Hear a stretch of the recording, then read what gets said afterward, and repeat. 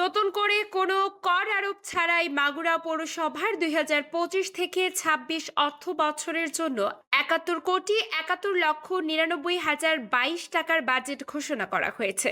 আজ বুধবার দুপুরে পৌরসভা মিলনায়তনে আনুষ্ঠানিকভাবে সাংবাদিক, রাজনীতিবিদ সহ পৌর এলাকার গণ্যমান্য ব্যক্তিবর্গের উপস্থিতিতে এই বাজেট ঘোষণা করেন পৌর প্রশাসক আব্দুল কাদের।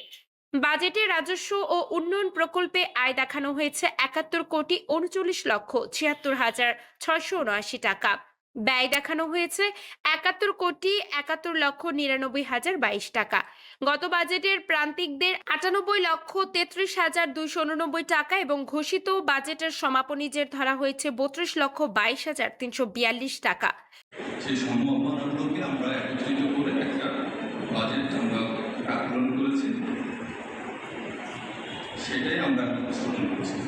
আমি বাজেটের যে মূল অংশটুকু সেটা উপস্থাপন করবো এবং বিস্তারিত যে অংশটুকু আমাদের যিনি অ্যাকাউন্টস অফিসার আছেন উনি উপস্থাপন করবেন এবং তার পরবর্তীতে আপনাদের জন্য উন্মুক্ত থাকবে আপনাদের পরামর্শ এবং সেই পরামর্শগুলো নিয়ে আমরা বাজেটটা চূড়ান্ত করব। এই মুহূর্তে আমি ২০২৫-২৬ অর্থ বছরের বাজেট আমরা পৌরসভার বাজেট উপস্থাপন করছি। আমাদের মোট বাজেট আমরা প্রাকলন করেছি ৭১,৭১,৯৯,০২২ টাকা ২৭ পয়সা।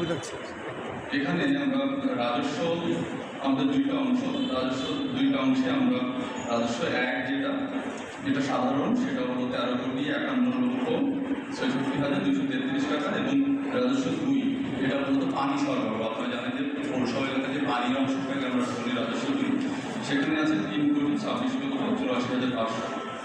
অর্থাৎ আমাদের রাজস্ব অংশে যে আয় আমরা প্রাকলন করেছি ১৬,৭৮,৫০,৭৩৩ টাকা।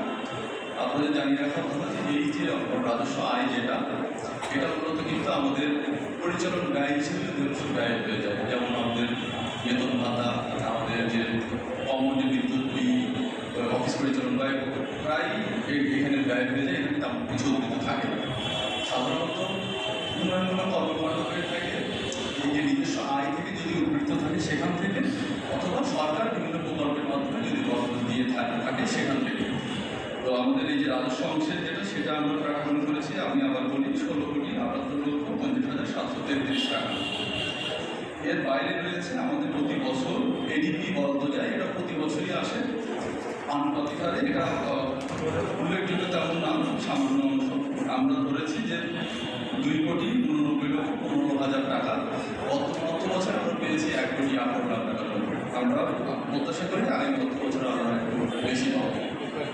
এছাড়াও আমরা প্রায় ৫টি প্রকল্প আছে, সেই প্রকল্প থেকে আমরা আপনারা জানেন যে গত অর্থ বছরে চলতি অর্থ বছরে একটা প্রকল্প পাশ হয়েছে সারা দেশের ২৫টি প্রকল্প পৌরসভার মধ্যে আগ্রহ আছে। সেখান থেকে আমরা আশা করি যে আগামী অর্থ বছরে প্রায় ২৪ কোটি টাকার মতো একটা বরাদ্দ পাবো। ঘোষিত বাজেটে ড্রেন সহ কুকনা সড়কের উন্নয়ন ব্যয় ধরা হচ্ছে ২৫ কোটি টাকা। বাজেটের নানা দিক তুলে ধরে বক্তব্য রাখেন জেলা বিএনপির যুগ্ম আহ্বায়ক আক্তার হোসেন, কুতুবউদ্দিন কিজিল হাসান খান, জেলা জামায়াতে আমির এম.বি. বাকের, মাগুরা প্রেস ক্লাবের সভাপতি সাইদুর রহমান, বৈষম্য বিরোধী ছাত্র আন্দোলনের আহ্বায়ক প্রকৌশলী সেলিম প্রমুখ। তথ্যচিত্র মোহাম্মদ ইমরান হোসেন, বাংলাদেশ নিউজ টুডে।